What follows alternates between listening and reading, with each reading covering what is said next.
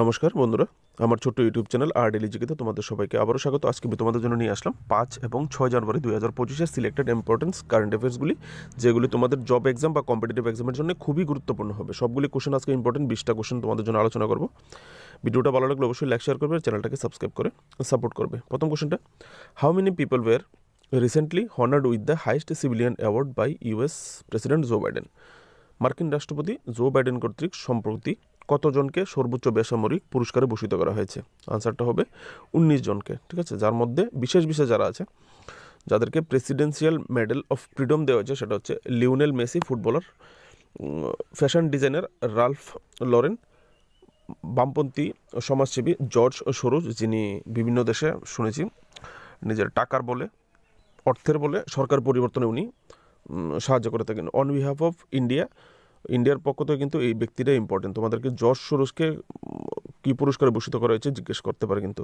আর Lionel মেসির ব্যাপারটা হচ্ছে, লিওনেল মেসি যে প্রথম কোনো স্পোর্টস পার্সন যে মার্কিন যুক্তরাষ্ট্রের এরকম হায়েস্ট প্রেসিডেন্সিয়াল মেডেল ফর ফ্রিডমে ভূষিত করা হয়েছে। এই কোশ্চেন কিন্তু তোমাদেরকে করতে পারে যে কোন খেলোয়াড়কে প্রথম প্রেসিডেন্সিয়াল মেডেল ফর ফ্রিডম দেওয়া হয়েছে। ঠিক আছে, তো এই ব্যাপারটা কিন্তু তোমরা মনে রাখবে। তাছাড়া পেয়েছেন আরও কেউ পেয়েছেন, প্রাক্তন মার্কিন পররাষ্ট্রমন্ত্রী হিলারি ক্লিন্টনকেও দেওয়া হয়েছে, অভিনেতা ডেনজেল ওয়াশিংটন এবং মাইকেল জে ফক্সকে এই প্রেসিডেন্সিয়াল মেডেল অফ ফ্রিডমে ভূষিত করা হয়েছে। ঠিক আছে, তোমরা পারলে সবগুলি দেখে নেবে। কেন দেওয়া হয়? ভালো মানুষ যারা, হোয়াইট হাউস বলছে যে প্রাপকদের মধ্যে বেছে নেওয়া, কারণ তারা ভালো মানুষ যারা দেশ এবং বিশ্বে অসাধারণ অবদান রেখেছে। ঠিক আছে, আর জর্জ সোরোজের অবদান তো আমরা জানি, যারা যারা ওনার ব্যাপারে জানো তো সবাই জানোই উনি কী অবদান রাখেন। Next question, who won the men's 10-meter air pistol finals of the 67th national shooting championship 2024? 67তম এই যে পুরুষ বিভাগের 10 মিটার এয়ার পিস্টল ফাইনালে ন্যাশনাল শুটিং চ্যাম্পিয়নশিপ 2024-এ কে জিতেছে? আনসারটা হবে বরুণ তোমর। ঠিক আছে, নতুন দিল্লি খেলাটা কোথায় হয়েছে? নতুন দিল্লিতে। কোথায় হয়েছে? Doctor Carney Singh shooting range, মনে রাখবে কিন্তু, রেঞ্জটাও মনে রেখে দেবে।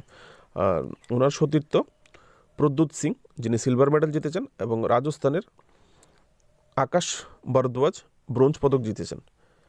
ঠিক আছে, আর বরুণ সিং তোমর যদি জিজ্ঞেস করে উনি কোন ডিপার্টমেন্ট বিলং করেন, উনি কিন্তু ইন্ডিয়ান আর্মি বিলং করেন। ঠিক আছে, পরের কোশ্চেনটা, who has won the best male actor award in a motion picture drama for the Brutalist ফিল্মটার নাম at the Golden Globes award? এই যে গোল্ডেন গ্লোব অ্যাওয়ার্ড যে পুরস্কারের আয়োজন করা হয়েছে, এখানে যে বেস্ট ফিল্ম দ্য ব্রুটালিস্ট, এটা হচ্ছে একটা best in the motion picture drama best film হয়েছে সেটা। ঠিক আছে, এই ফিল্মে অভিনয় করে বেস্ট মেল অ্যাক্টর কে হয়েছে, সেরা পুরুষ অভিনেতার পুরস্কার কে দিচ্ছেন? ঠিক আছে, আনসারটা হচ্ছে এড্রিয়ান ব্রডি। ঠিক আছে, এখান থেকে তোমরা বাকিটা দেখতে পারো ফিল্মটার রিলেটেড ডিটেলসটা। ঠিক আছে, বেস্ট ফিল্ম এখান থেকে, তাহলে বেস্ট ফিল্ম কোনটা হচ্ছে? Best motion picture drama film যদি বলে তাহলে দ্য ব্রুটালিস্ট, আর বেস্ট অভিনেতা কে হবে? সেরা অভিনেতা হচ্ছে এড্রিয়ান ব্রোডি। ঠিক আছে, গোল্ডেন গ্লোব অ্যাওয়ার্ডে। Next, Rajagopala Chidambaram passed away at the age of 88। He was a renowned dash dash dash. Rajagopal Chidambaram 88 বছর বয়সে মারা যান। তিনি একজন বিখ্যাত কী ছিলেন? Very very very very very very important একটা এমসিকিউ তোমাদের জন্য হতে পারে। ঠিক আছে, উনি হচ্ছে নিউক্লিয়ার সায়েন্টিস্ট। এই যে নিউক্লিয়ার কার্যকলাপ, আমাদের নিউক্লিয়ার পরমাণু কার্যকলাপে ওনার অবদান কিন্তু, পারমাণবিক বোম বানানোর ক্ষেত্রে ওনার অবদান খুবই গুরুত্বপূর্ণ ছিল। সেই সূত্রে এই ব্যক্তি কিন্তু একটা ইম্পর্টেন্ট পার্সোনালিটি। সেই সূত্রে তোমরা যারা এক্সাম দেবে বিষয়টা কিন্তু মনে রাখবে। ওনার রিলেটেড কোশ্চেন হতে পারে। দেখো, উনি যখন 1974-এ প্রথম ভারত পরমাণু বোমা টেস্ট করে, ওখানেও ওনার অবদান ছিল। 1998 যখন পোখরানে পরমাণু টেস্ট করে, ওখানেও ওনার অবদান ছিল। তারপর উনি দুটো পুরস্কার পেয়েছে, এগুলি তোমাদের মনে রাখতে হবে। ওনাকে দিয়ে দেবো, 1975 সালে উনি পদ্মশ্রী পান, আর 1999 সালে পদ্মবিভূষণ পান। তোমাদেরকে কোশ্চেন করতে পারো উনি কবে পদ্মশ্রী পান বা উনি কবে পদ্মবিভূষণ পান, এরকম কোশ্চেন কিন্তু তোমাদের হতে পারে। Next, which state government has launched the Shaheed Madhu Singh Hathkharcha scheme. কোন রাজ্য সরকার শহীদ মধু সিং হাতখরচা প্রকল্প চালু করেছে? আনসারটা হবে উড়িষ্যা। এখান থেকে তোমরা দেখতে পারো শহীদ মধু সিং এর আত্মত্যাগকে সম্মান জানাতে, উনি একজন ফ্রিডম ফাইটার ছিলেন, তোমরা সেকেন্ড কলমে দেখতে পারবে ফ্রিডম ফাইটার ছিলেন, ওনাকে সম্মান জানাতে উড়িষ্যা সরকার এই প্রকল্পটা চালু করেছে। কাদের জন্য? দ্বারা তপশিলি উপজাতি যারা এসটি শিক্ষার্থীদের মধ্যে শিক্ষার প্রসারের জন্য শহীদ মাধু সিং হাতখরচা প্রকল্প চালু করেছে। শহীদ মাধু সিং কে ছিলেন? তোমরা এখান থেকে দেখতে পারো মাধু সিং ভারতীয় স্বাধীনতা সংগ্রামে একজন কিংবদন্তি ব্যক্তিত্ব ছিলেন, যিনি ব্রিটিশ উপনিবেশিক শাসনের বিরুদ্ধে উড়িষ্যার যে উপজাতি এসটি সম্প্রদায় ছিল তাদেরকে একত্রিত করার ক্ষেত্রে ওনার গুরুত্বপূর্ণ ভূমিকা ছিল। ঠিক আছে, next, RBI approved the merger of national cooperative bank with the Indian economy related GK অনেক সময় থাকে টিপিএসসির এক্সামে, ওখানে এই ধরনের কোশ্চেন করতে পারে। ঠিক আছে, তো ন্যাশনাল যে কোঅপারেটিভ ব্যাংক কোন ব্যাংকের সঙ্গে মার্জ হয়ে গেছে, মিলিত হয়ে গেছে, মানে দুটো ব্যাংক এবার একসঙ্গে হয়ে গেছে। ঠিক আছে, আনসারটা হবে কসমস কোঅপারেটিভ ব্যাংক। এখান থেকে তোমরা দেখতে পারো কসমস কোঅপারেটিভ ব্যাংক কোথাকার? রিজার্ভ ব্যাংক অফ ইন্ডিয়া, মহারাষ্ট্রের পুনেতে অবস্থিত কসমস কোঅপারেটিভ ব্যাংক, মহারাষ্ট্রের পুনেতে। ঠিক আছে, ওই ব্যাংকের সঙ্গে কর্ণাটকের বেঙ্গালুরুতে অবস্থিত national cooperative bank. National cooperative ব্যাংকটা কোথায়? কর্ণাটকের বেঙ্গালুরুতে, মানে তাদের হেডকোয়ার্টারগুলি। ঠিক আছে, এই দুটো একসঙ্গে মার্জ হয়ে গেছে, এখন একভূতকরণ অনুমতি দিয়ে দিয়েছে। Next, India's first generation beta baby was born in. এই কোশ্চেনটা কিন্তু একটা ইম্পর্টেন্ট হতে পারে তোমাদের জন্য। ভারতের প্রথম জেনারেশন বিটা শিশুর জন্ম ড্যাশ ড্যাশ ড্যাশ কোথায় হয়েছে, এটাই জিজ্ঞেস করা হয়েছে। ঠিক আছে, ড্যাশ ড্যাশ ড্যাশের মধ্যে বিটা জেনারেশনকে আগে বুঝতে হবে। আলফা বিটা গামা আমরা শুনেছি, আমাদের এখান থেকে তোমরা আগে ডিটেলসে দেখো। আচ্ছা, আনসারটা প্রথমে বলে দিই। আনসারটা হবে এই যে বিটা জেনারেশন প্রথম শিশুর জন্ম হয়েছে আইজল, মিজোরামের ক্যাপিটাল আইজোমে। ঠিক আছে, মিজোরামের রাজধানী আইজলে জন্ম হয়েছে। বিটা জেনারেশনের যে শিশুটা তার নাম কি? ফ্রাঙ্কি রেমরুদিকা জাদেং। ঠিক আছে, ওনার নাম। আর ওনার বিটা জেনারেশন কবে থেকে কবে? এই যে 2025 থেকে 2039 সাল পর্যন্ত যে সময়টা, এই সময়টাকে বিটা জেনারেশন নাম দেওয়া হয়েছে বা জেনারেশন বিটা নাম দেওয়া হয়েছে। ঠিক আছে, এই বছরের মানে 2025-এর থেকে যে জেনারেশন শুরু হয়েছে 2039 পর্যন্ত, এই 25-এর প্রথম শিশু মানে বিটা জেনারেশনের প্রথম শিশু হচ্ছে ফ্রাঙ্কি রেমরুদিকা জাদেং, যিনি মিজোরামের আইজলে জন্মগ্রহণ করেছেন রাত্রি 12:03। ঠিক আছে, এখান থেকে তোমরা দেখতে পারো বিটা জেনারেশন নাম কেন দেওয়া হয়েছে? এই প্রজন্মে সর্বকনিষ্ঠ AI, artificial intelligence, quantum computing, মহাকাশ অনুসন্ধান এবং সাহিত্য মানে বৈজ্ঞানিক কার্যকলাপটা এই প্রজন্মটার মধ্যে 25 থেকে 39-এর মধ্যেই মানে খুবই তাৎপর্যপূর্ণ হবে এই সময়টা, যে কারণে এই জেনারেশনটাকে নাম দেওয়া হয়েছে বিটা জেনারেশন। তো সালটা কবে থেকে কবে পর্যন্ত? 2025 থেকে 2039। তোমাদেরকে কিন্তু বলে দিতে পারে বিটা জেনারেশন কোন সাল কত সাল থেকে কত সাল পর্যন্ত। ঠিক আছে, next question, where did quick commerce company Blinkit first launch it's 10-minute ambulance service? Quick commerce company Blinkit প্রথম কোথায় 10 মিনিটের অ্যাম্বুলেন্স পরিষেবা চালু করেছে? মানে তাদের একটা অ্যাম্বুলেন্স পরিষেবা চালু করেছে, তার নাম দেওয়া হয়েছে 10 মিনিটস অ্যাম্বুলেন্স পরিষেবা। এটা জেনে রাখা ভালো, তাই কোশ্চেনটা রেখে দিলাম। গুরুগ্রাম হরিয়ানাতে চালু করেছে। তোমরা এখান থেকে চাইলে ডিটেলসটা দেখে নিতে পারো, অ্যাম্বুলেন্সে কী কী ফেসিলিটি থাকবে তাদের পরিষেবাতে দেওয়া আছে। Next question, in January 2024 new initiative has SBI introduced for NRIs to simplify account opening। January 2024-এ অ্যাকাউন্ট খোলা সহজ করার জন্য এনআরআইদের জন্য SBI কোন নতুন উদ্যোগ চালু করেছে? যারা নন রেসিডেন্ট ইন্ডিয়ান আছে, যারা ভারতবর্ষের বাইরে থাকে কর্মসূত্রে বিভিন্ন কারণে, তারা যেন অ্যাকাউন্ট খুলতে পারে ইজিলি, তাদের জন্য কোন প্রকল্প চালু করেছে বা কোন উদ্যোগটা তারা নিয়েছে? আনসারটা হবে option B, tab based digital onboarding. ঠিক আছে, এখান থেকে তোমরা বাকি ডিটেলসটা তোমরা এখান থেকে দেখতে পারো। বন্ধুরা, আমার কমেন্টে একজন কমেন্ট করেছিল আমার ভিউয়ার যে হয়তো সাব ইন্সপেক্টরের ইন্টারভিউ দেবে, এক্সাম দেবে, তো বলেছিল পুরনো বছরের কোশ্চেন পেপার করার জন্য। আমার কাছে 2015-এর কোশ্চেন পেপারটা আমি পেয়েছি, আমি বলেছিলাম আজকে করার জন্য ভিডিওটা, কিন্তু কারেন্ট অ্যাফেয়ার্সগুলি জমে গেলে আমার অসুবিধা হয়ে যায়। 3-4 দিনে একলগে হয়ে গেলে আমার অনেকটাই পরিশ্রম, এমনিতেই পরিশ্রম হয়, তো বেশি জমা গেলে পরিশ্রম হয়ে যায়। তাই বলে আজকে কারেন্ট অ্যাফেয়ার্স করে নিচ্ছি। আমি চেষ্টা করবো কালকে তোমাদেরকে ওই 15-এর কোশ্চেন পেপার থেকে কোশ্চেনগুলি এখানে দেওয়ার জন্য, ঠিক আছে, কোশ্চেনগুলি নিয়ে একটা ভিডিও করার জন্য সাব ইন্সপেক্টরের। Next question, who has been appointed as the chief of the director general of civil aviation? DGCA, short ফর্মে বলতে পারে ডিজিসি এর চিফ কাকে নিযুক্ত করা হয়েছে? Director general of civil aviation, মানে সিভিল এভিয়েশন মানে আর্মির যে এভিয়েশনগুলি আছে, এয়ারফোর্স বাদ দিয়ে যত এভিয়েশন আছে বিমান, তার চিফ কাকে নিযুক্ত করা হয়েছে? আনসারটা হবে ফৈজ আহমেদ খিদওয়াই, ঠিক আছে, ডিজিসি এর চিফ হিসেবে নিযুক্ত করা হয়েছে। এখানে উনি 1996 ব্যাচের আইএএস ক্যাডার, ঠিক আছে, ইন্ডিয়ান অ্যাডমিনিস্ট্রেটিভ সার্ভিসের অফিসার। তোমরা এখান থেকে দেখতে পারো অফিসার। বর্তমানে তিনি কৃষি এবং কৃষক কল্যাণ বিভাগের অতিরিক্ত সচিব, এডিশনাল সেক্রেটারি হিসেবে কাজ করছেন। এখানে দেখো আরও কিছু অ্যাপয়েন্টমেন্ট আছে, আমি সবগুলি একটা একটা করে কোশ্চেন করতে পারতাম, এমসিকিউ করতে পারতাম, করিনি, আমি সবগুলি এখানে তোমাদের এখানে দিয়ে দিয়েছি। আশুতোষ অগ্নিহোত্রী, যিনি ওনাকে অ্যাপয়েন্ট করা হয়েছে chairman and managing director of food corporation of ইন্ডিয়ার হিসেবে, এফসিআই এর চেয়ারম্যান অ্যান্ড ম্যানেজিং ডিরেক্টর হিসেবে নিযুক্ত করা হয়েছে। কাকে? আশুতোষ অগ্নিহোত্রী, ঠিক আছে, তোমরা এখান থেকে এগুলি দেখে নেবা। আকাশ ত্রিপাঠী, ওনাকে নিযুক্ত করা হয়েছে additional secretary in the ministry of power, ঠিক আছে। তারপর কমল কিশোর সোন, ওনাকে নিযুক্ত করা হয়েছে additional secretary and mission director Jal Jeevan mission under the department of drinking water and sanitation. তারপর হচ্ছে Shobha Thakur, additional secretary in the interstate council secretariat under the home ministry. Next question, what are the two new deposit schemes launched by the State Bank of India in January 2025? January 2025-এ SBI দুটো scheme launch করেছে, স্কিমগুলির নাম কি? আনসারটা হবে হার ঘর lakhpati and SBI পেট্রনস। তোমরা এখান থেকে ডিটেলসগুলি দেখে নেবে, ঠিক আছে, দুটো প্রকল্প, কোন প্রকল্পটা কীরকম।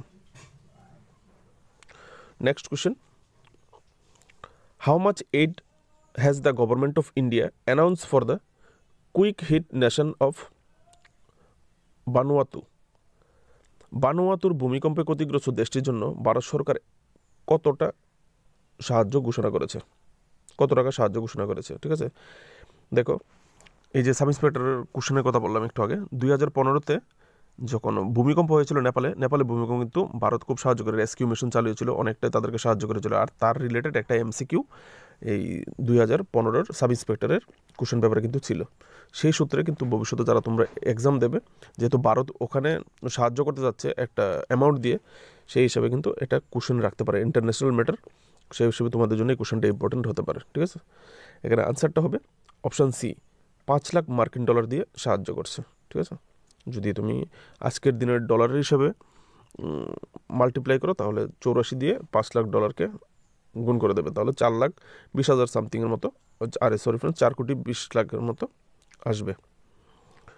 এই সাহায্যটা করেছেন। দেখো এখন এখান থেকে কিন্তু আরও কোশ্চেন আসছে যে এই ভানুয়াতু যে দেশটা কোথায় অবস্থিত, তাহলে কিন্তু প্রশান্ত মহাসাগরীয় দেশ, এটা স্পেসিফিক ওশিয়ান যে আছে সেটার অঞ্চলের একটা দেশ। হ্যাঁ, এখানে দেখতে পারো ভূমিকম্পটা কবে হয়েছে, ওই দেশে যদি জিজ্ঞেস করে 17 ডিসেম্বর প্রথম হয়েছে, দুইবার ভূমিকম্প হয়েছে, 17 ডিসেম্বর এবং 22 ডিসেম্বর, রিপিট আবার হয়েছে, প্রথম 17 ডিসেম্বর, তারপর 17 ডিসেম্বর। দেখো তীব্রতা কত ছিল, 7.3, ভাবতে পারো কতটা তাপমাত্রা। আমাদের নর্থ ইস্টও হবে, আমাদের উপরও আসবে, কবে আসবে জানি না, ঠিক আছে।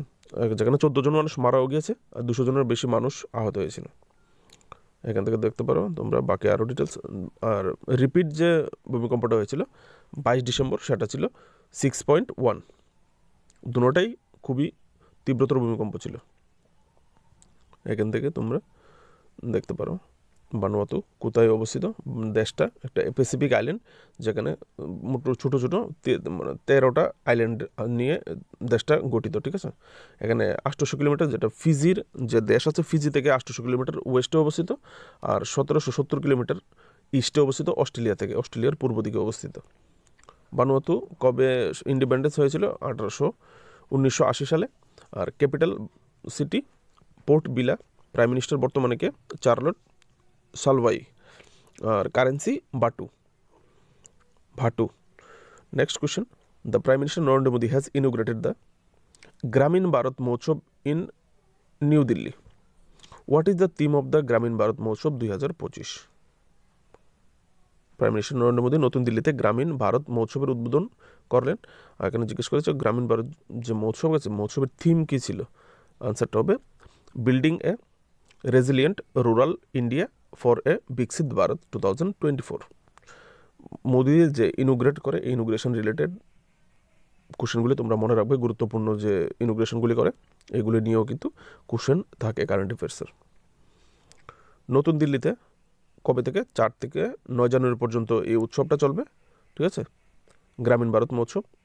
তোমাদেরকে যদি জিজ্ঞেস করে কোথায় আয়োজন করেছে গ্রামীণ ভারত মহোৎসব, তাহলে নতুন দিল্লিতে কে উদ্বোধন করেছে? প্রধানমন্ত্রী নরেন্দ্র মোদী। কবে থেকে কবে পর্যন্ত অনুষ্ঠানটা হয়েছে? 4 থেকে 9 তারিখ পর্যন্ত। এখান থেকে তোমরা দেখতে পারো এই অনুষ্ঠানের মাধ্যমে কী কী করা হচ্ছে। আর যদি তোমাদেরকে জিজ্ঞেস করে, থিম তো বলে দিয়েছি, যদি জিজ্ঞাসা মোটো মানে হচ্ছে নীতিবাক্য। এই যে গ্রামীণ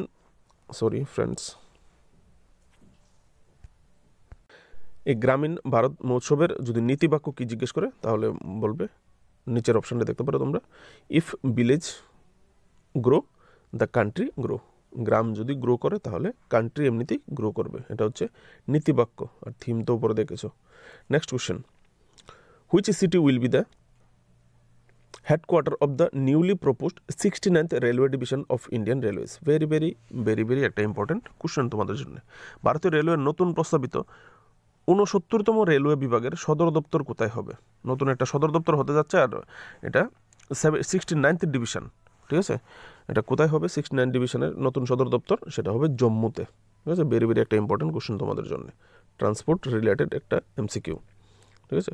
কত কিলোমিটার প্রায় কভার করবে এই জম্মু ডিভিশন, জম্মু বিভাগ, যেটা নর্থ রেলওয়ের যে নর্থ জোন আছে, নর্থ জোনে থাকবে, ঠিক আছে। নর্থ জোনের জম্মু বিভাগ কত কিলোমিটার? 742.1 কিলোমিটার নেটওয়ার্ক কভার করবে। এখান থেকে এই যে প্রস্তাবিত জম্মু বিভাগে 5টি বিভাগ থাকবে, 5টা বিভাগ তোমরা একবার এখান থেকে ভিডিওটাকে স্টপ করে দেখে নেবে। বিভাগগুলি মাথায় রেখে দিলে থাকবে। তোমাদেরকে কিন্তু একটা বিভাগ দিয়ে বলে দেবে সেটা কোন জোনে আসে, কোন বিভাগে আসে, এরকম বলে দেবে। তো এখান থেকে একটু বিভাগগুলি দেখে রেখে দেবে, তাহলে তোমরা কোশ্চেন আনসার আসলেও দিতে পারবে। ভারত বিশ্বের 4র্থ রেলওয়ে নেটওয়ার্ক, সবচেয়ে বড়। প্রথম মার্কিন যুক্তরাষ্ট্র, তারপর চীন, তারপর রাশিয়া, এরপর ভারত 4র্থ রেলওয়ে নেটওয়ার্ক, ঠিক আছে। 4th লার্জেস্ট রেলওয়ে নেটওয়ার্ক ভারতবর্ষের, মনে রাখবে, এটাও কিন্তু কোশ্চেন করা হয়।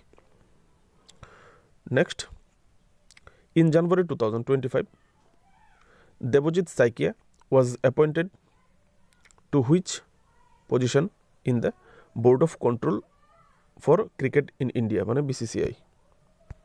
বন্ধুরা, 2025 সালের জানুয়ারিতে দেবজিৎ সাইকিয়া ভারতীয় ক্রিকেট কন্ট্রোল বোর্ডের কোন পদে নিযুক্ত হন?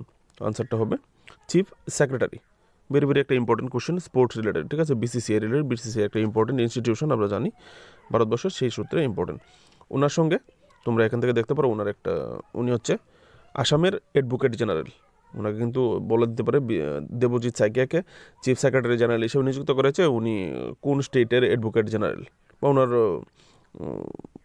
অকুপেশনটা কী, তখন তো অ্যাডভোকেট জেনারেল তোমরা বলতে পারবে। ওনার সঙ্গে সেই সঙ্গে আরেকজনকে নিযুক্ত করা হয়েছে, সেটা হচ্ছে প্রবতেজ সিং ভাটিয়া। ওনাকে নিযুক্ত করা হয়েছে ট্রেজারার অফ BCCI। ট্রেজারার মানে কোষাধ্যক্ষ হিসেবে নিযুক্ত করা হয়েছে, ঠিক আছে। তোমরা দেখবে এই দুটো কিন্তু মনে রাখবে, রিসেন্টলি অ্যাপয়েন্ট করা হয়েছে, সেই সূত্রে ইম্পর্টেন্ট হতে পারে। হ্যাঁ, next question, in which city did PM Modi recently lay the foundation stone of central Ayurveda research institute? প্রধানমন্ত্রী মোদি সম্প্রতি কোন শহরে সেন্ট্রাল আয়ুর্বেদ রিসার্চ ইনস্টিটিউটের ভিত্তিপ্রস্তর স্থাপন করেছেন? ঠিক আছে, আনসারটা হবে নতুন দিল্লি। নতুন দিল্লির, এখান থেকে তোমরা বাকি ডিটেলস, নতুন দিল্লির যে রোহিণীতে এই ভিত্তিপ্রস্তরটা স্থাপন করেছে, ঠিক আছে। 2.92 একর এলাকা জুড়ে, আর 187 কোটি টাকা ব্যয়ে নির্মিত হতে যাচ্ছে, ঠিক আছে। Next question. বন্ধুরা, কোশ্চেনগুলি ভালো লাগলে অবশ্যই লাইক করবে, কারণ কারেন্ট অ্যাফেয়ার্সের ভিডিও বানানোর জন্য অনেকটাই পরিশ্রম করতে হয়। তোমরা যদি লাইক সাবস্ক্রাইব করো বা শেয়ার করো, তাহলে আমার পরিশ্রমের পাওনাটা আমি পেয়ে যাবো, ঠিক আছে। আশা করব তোমরা সাবস্ক্রাইব করে যাবে। হো ইনোগ্রেটেড the panchayat to parliament 2.0 initiative? Panchayat থেকে পার্লামেন্ট 2.0 উদ্যোগকে উদ্বোধন করেন, ঠিক আছে। ভেরি একটা ইম্পর্টেন্ট ইনিশিয়েটিভ, তোমরা ভিডিওটা দেখলে বুঝতে পারবে। ওম বিড়লা কে ইনোগ্রেশন করেছে পঞ্চায়েত টু পার্লামেন্ট 2.0? ওম বিড়লাকে, যিনি হচ্ছে লোকসভার স্পিকার, ঠিক আছে। আর এই যে প্রোগ্রামটা লঞ্চ করেছে কে? লঞ্চ করেছে জাতীয় মহিলা কমিশন, ন্যাশনাল ওমেন কমিশন কার সাপোর্টে এখানে সহযোগিতা করেছে? লোকসভা যে সচিবালয় সেক্রেটারি এবং আদিবাসী বিষয়ক মন্ত্রক যেটা ট্রাইবেল ওয়েলফেয়ার মিনিস্ট্রি, তাদের সহযোগিতায় কলাবরেশনের মাধ্যমে ন্যাশনাল ওমেন কমিশন এই প্রোগ্রামটা লঞ্চ করেছে। প্রোগ্রামটা দেখো পড়লেই বুঝতে পারবে প্রোগ্রামটা কতটা গুরুত্বপূর্ণ। এখানে কি করা হবে? এই উদ্যোগটি শ্রদ্ধেয় আদিবাসী নেতা এবং স্বাধীনতা সংগ্রামী বিরসা মুন্ডা 150তম জন্মবার্ষিকীতে এই উদ্যোগটা নেওয়া হয়েছে। ঠিক আছে, এই উদ্যোগে কী করা হবে? দেখো উদ্যোগটা কী করা হবে। এই কর্মসূচির লক্ষ্য ভারতের 22টি রাজ্য এবং কেন্দ্রশাসিত অঞ্চলে তপশিলি উপজাতি যারা এসটি কমিউনিটির 502 জন নির্বাচিত মহিলা প্রতিনিধিকে ক্ষমতায়ন করা। বুঝতে পারছো, খুবই গুরুত্বপূর্ণ একটা প্রকল্প। পুরো 22টা রাজ্য এবং কেন্দ্রশাসিত এবং রাজ্য মিলিয়ে 22টা টোটাল, যেখানে 502 জন মহিলা প্রতিনিধি মানে নির্বাচিত প্রতিনিধি হবে, হয় এমপি হবে, এমএলএ হবে বা যে কোনো হবে, তাদেরকে ক্ষমতায়ন করা হবে। উদ্দেশ্য কি? সাংবিধানিক বিধান, সংসদীয় পদ্ধতি এবং শাসন কার্যে তাদের বোঝাপড়ার মাধ্যমে নারীদের ক্ষমতায়ন করা। সেই কারণে কিন্তু এই প্রোগ্রামটা কিন্তু খুবই একটা ইম্পর্টেন্ট একটা স্কিম সেন্ট্রাল গভর্নমেন্টের। তো তোমাদের জন্য কিন্তু কোশ্চেন থাকতে পারে। Next question, what is the name given to the torch of the 30th national game? 38তম জাতীয় গেমসের মশালের নাম কি? আমরা যে স্পোর্টসগুলি খেলা হয় অলিম্পিক টাইপ, ন্যাশনাল টাইপ, সেখানে যে মশালটা জানানো হয়, এখানে যে আমাদের যে 38তম ন্যাশনাল গেম যেটা হতে যাচ্ছে সেটা উত্তরাখণ্ডে হবে। সেই ন্যাশনাল গেমে যে মশালটার কী নাম দেওয়া হয়েছে? মশালটার নাম দেওয়া হয়েছে তেজস্বিনী। ঠিক আছে, এখান থেকে তোমরা দেখতে পারো উত্তরাখণ্ডে কিন্তু এই 38তম জাতীয় গেম হতে যাচ্ছে। যদি জিজ্ঞেস করে জাতীয় গেম কোথায় হতে যাচ্ছে, কোথায় হবে? উত্তরাখণ্ডে কবে থেকে কবে হবে তোমরা এখান থেকে ডিটেলসটা দেখতে পারো। 28 জানুয়ারি থেকে শুরু হচ্ছে ন্যাশনাল গেম, আর 14 ফেব্রুয়ারি পর্যন্ত চলবে। প্রায় 1000 খেলোয়াড় আলাদা আলাদা ইভেন্টে, 10,000 খেলোয়াড় আলাদা আলাদা ইভেন্টে এখানে অংশগ্রহণ করবে। বিরাট বড় টুর্নামেন্ট হবে কিন্তু। হ্যাঁ, মশলার নাম কি তাহলে? তেজস্বিনী। বন্ধুরা, next question, which city has recently been declared the world's most polluted city? Very একটা ইম্পর্টেন্ট এমসিকিউ হতে পারে তোমাদের জন্য। বিশ্বের সবচেয়ে দূষিত শহর, সম্প্রতি কোন শহরকে বিশ্বের সবচেয়ে দূষিত শহর হিসেবে ঘোষণা করা হয়েছে? আনসারটা হবে হানই। ভিয়েতনামের যে রাজধানী আছে, ভিয়েতনামের যে রাজধানী ক্যাপিটাল সিটি হানইকে সম্প্রতি বিশ্বের সবচেয়ে দূষিত শহর বলা হয়েছে। এই যে যারা এই সেন্সাসটা করে, এয়ার ভিজুয়াল এবং IQ এয়ার, এই দুটো ইনস্টিটিউশনের তত্ত্বর দ্বারা মানে এটা নির্বাচিত করা হয়েছে। ঠিক আছে, তাদের বাতাসের ঘনত্ব মাপা হয়েছে এরকম, এখানে তোমরা পড়লে বুঝবে। তাদের যে ঘনমিটার 266 মাইক্রোগ্রাম রেকর্ড করা হয়েছে, যেটা বিশ্ব স্বাস্থ্য সংস্থা, যেটা ওয়ার্ল্ড হেলথ অর্গানাইজেশন WHOর হিসাবে 15 গুণ বেশি। মানে এত দূষিত বায়ু। তাদের সরকার এখন কি করছে? এই জ্বালানি তেলের গাড়ি বন্ধ করে তারা ইলেকট্রিক গাড়ি চালানোর প্ল্যান করছে। ঠিক আছে বন্ধুরা, next question, the সশক্ত Beti and Drishti project were launched by which minister? Sashakt Drishti ও দৃষ্টি প্রকল্প কোন সশক্ত বেটি ও দৃষ্টি প্রকল্প কোন মন্ত্রীর হাতে চালু করা হয়েছে? কোন মিনিস্ট্রি চালু করেছে? আনসারটা হবে, এই ধরনের কোশ্চেন কিন্তু আসে TPSCর এক্সামে। এই গভর্নমেন্টের স্কিম দিয়ে বলে দেয় কোন মিনিস্ট্রি চালু করেছে। ঠিক আছে, আনসারটা হবে union minister of education Dharmendra প্রধান এই প্রকল্পটা চালু করেছে। এই প্রকল্পের উদ্দেশ্য কি? এই প্রকল্পের মাধ্যমে উদ্যোগটি ডিজিটাল সাক্ষরতাকে বাড়াতে এবং দূরবর্তী শিক্ষাকে উন্নীত করতে ল্যাপটপ প্রদানের মাধ্যমে মহিলা শিক্ষার্থীদের, বিশেষ করে অনাথ যারা অরফেন শিশু যারা আছে, অনাথ এবং বার্ষিক 4 লক্ষের কম আয় যারা আছে, তাদের বাৎসরিক আয় 4 লক্ষ টাকার থেকে কম, এই পরিবারগুলিকে সহায়তা করা, ল্যাপটপ প্রদান করা। ঠিক আছে, যেন তারা দূরশিক্ষা, উচ্চশিক্ষা যেন তারা নিতে পারে, সেক্ষেত্রে সাহায্য করা। বন্ধুরা, আজকের জন্য এটুকুই। কোশ্চেনগুলি ভালো লাগলে অবশ্যই চ্যানেলটাকে সাবস্ক্রাইব করে সাপোর্ট করবে। কালকে ত্রিপুরা পুলিশের সাব ইন্সপেক্টরের যে 2015 কোশ্চেনগুলি থেকে কিছু কোশ্চেন আলোচনা করবো তোমাদের জন্য। নমস্কার, ভালো থাকবে।